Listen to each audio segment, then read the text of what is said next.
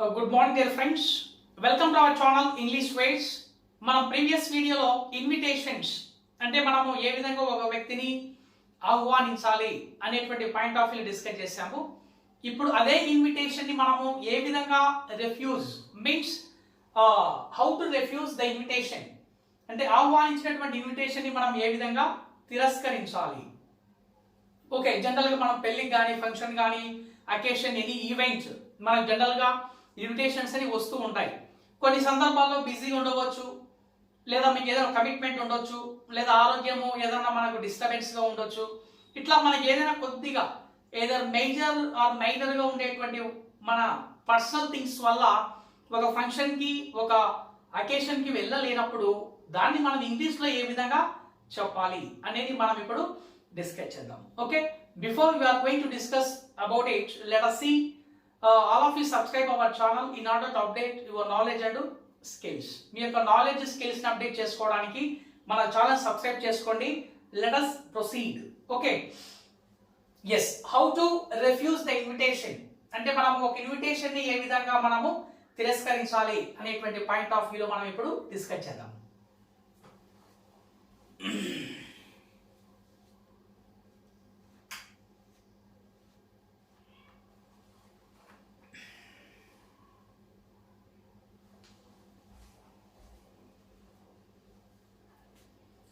Good morning dear friends, welcome to our channel English వేస్.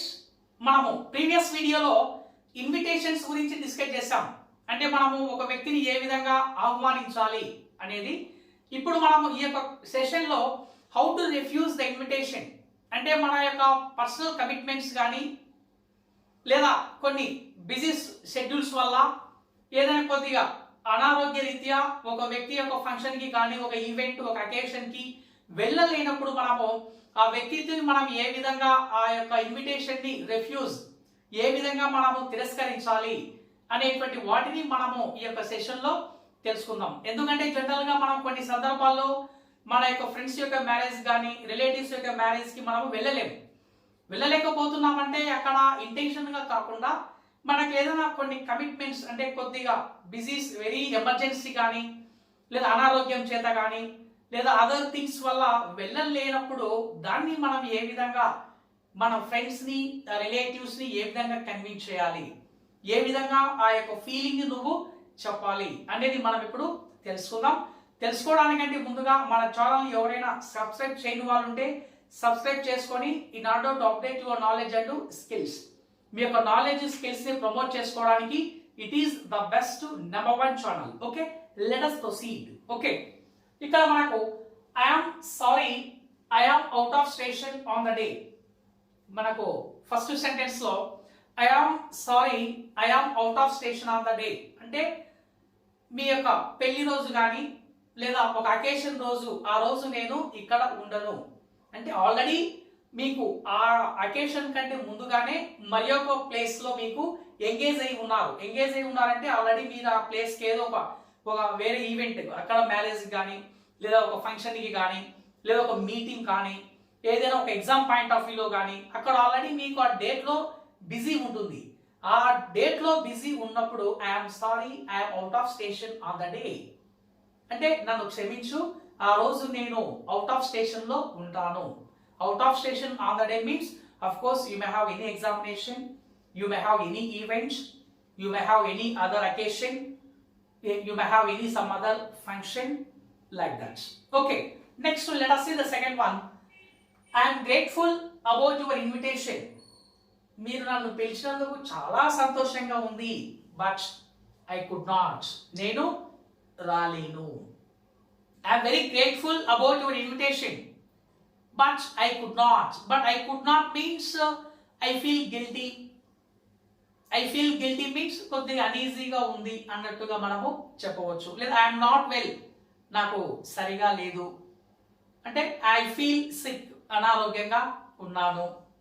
ఏదైనా మీ ఇంట్లో పరిస్థితులు బాగా లేనప్పుడు okay I don't have the positive symptoms in my family అంటే ఇట్లా కొన్ని ఇంటర్నల్ గా అవి నీకు మాత్రమే తెలుసు కానీ నువ్వు అవతల వ్యక్తికి చెప్పవు. అది ఎలా చెప్తున్నావంటే I am very grateful about your invitation, but I could not. నీ యొక్క ఇన్విటేషన్ తో నాకు చాలా సంతోషంగా ఉంది, కానీ నేను రాలేను అన్నప్పుడు రాలేకపోవడానికి కారణము నీ అనారోగ్యం కావచ్చు, నీ ఇంట్లో పరిస్థితులు కావచ్చు, అప్పుడు నీ యొక్క మైండ్ సెట్ యొక్క సిచ్యువేషన్ వల్ల నువ్వు రాలేకపోవచ్చు, కానీ వాళ్ళ ఇన్విటేషన్ నువ్వు వాట్ఫుల్ గా యాక్సెప్ట్ చేశావు. Okay, next let us see. I won't be able to attend the function. అంటే నేను నీ యొక్క ఫంక్షన్ కి నేను రాలేకపోతున్నాను. I won't be able to attend the function. నేను నీ యొక్క ఫంక్షన్ కి నేను రాలేకపోతున్నావు అంటే that means you have busy schedule.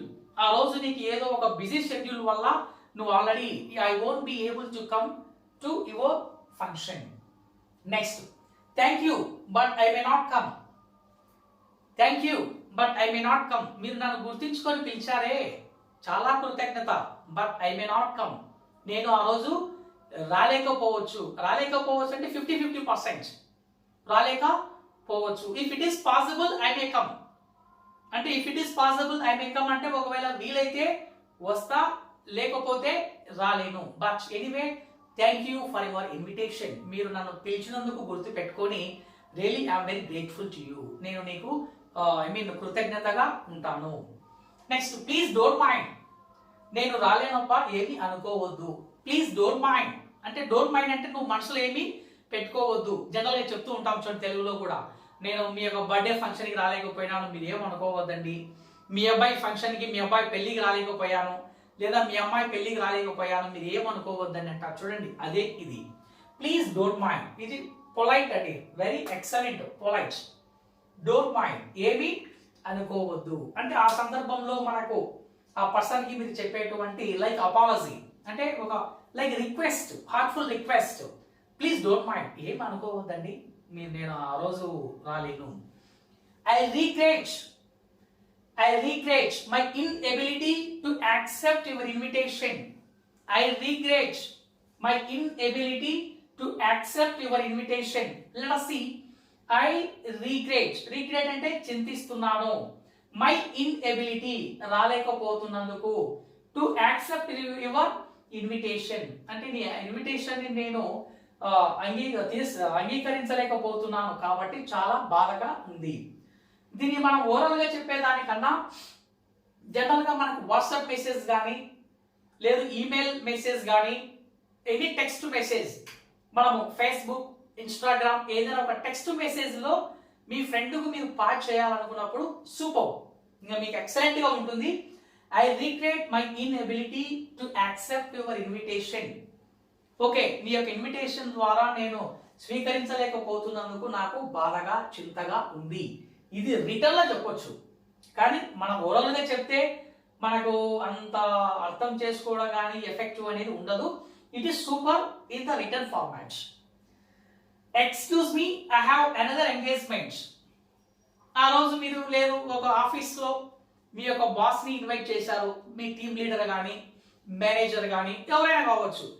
Invite చేసినప్పుడు సార్ మీరు కంపల్సరీగా మా యొక్క ఫంక్షన్ కి రావాలి, I mean you definitely attend to my function, you definite attend to my marriage అని నువ్వు కార్డ్ ఇస్తూ అతనితో ఒక కాన్వర్జేషన్ ఉంటుంది. అయిపోయిన తర్వాత excuse me, I have another engagement. ఆ రోజు నాకు మరి ఒక ఫంక్షన్, మరి ఒక బిజీ షెడ్యూల్ ఉంది అంటే అతను నీకు చెప్పేటువంటి మెథడ్. ఎక్స్క్యూజ్ మీ అంటే ఐ మీన్ క్షమించాలి, నాకు ఆ రోజు బిజీగా ఉన్నాను. Sorry for refusing your invitation. మీ యొక్క ఇన్విటేషన్ నేను యాక్సెప్ట్ చేయనందుకు క్షమించాలి. Sorry for refusing your invitation. మీ యొక్క ఇన్విటేషన్ నేను తిరస్కరిస్తున్నందుకు క్షమించాలి. Extremely sorry, I'm busy on the day. ఏమనుకోవద్దండి, ఆ రోజు నాకు చాలా బిజీగా ఉన్నాను. చాలా బిజీగా అంటే that is your personal work. Whether you can say or not, it will be your choice. నువ్వు చెప్తావా లేదా అనేది నీ యొక్క చాయిస్ మీద ఆధారపడి ఉంటుంది. అంటే ఈ విధంగా మనము ఒక వ్యక్తి యొక్క ఇన్విటేషన్ ని ఎలా రిఫ్యూజ్ చేయవచ్చు అంటే without having any disturbance between two families, between two people. ఇద్దరు వ్యక్తుల మధ్య కానీ, రెండు కుటుంబాల మధ్య ఎటువంటి డిస్టర్బెన్స్ లేకుండా ఒక పొలైట్ ఫార్మాట్ లో, ఒక హార్ట్ఫుల్ గా ఓకే, ఒక ఆనెస్టీగా నువ్వు చెప్తూ ఉన్నావు, నాకు పలానా రోజు నాకు పని ఉంది కాబట్టి నేను రాలేకపోతున్నాను, కావాలంటే మరి ఒక రోజు వచ్చి కలుస్తాను, పెళ్లి అయిపోయిన తర్వాత మళ్ళీ 1 వీక్ 10 డేస్ తర్వాత కూడా నేను వచ్చి కలిసి ఆ యొక్క ఫంక్షన్ ఉండేటువంటి వారిని ఆశీర్వదిస్తాను అని ఇలా మనము ఏదైనా కానీ ఒక వ్యక్తితో మాట్లాడేటప్పుడు డిస్టర్బెన్స్ లేకుండా ఒక పొలైట్గా రిఫ్యూజ్ చేయడం అనేది it is the best way. Okay, let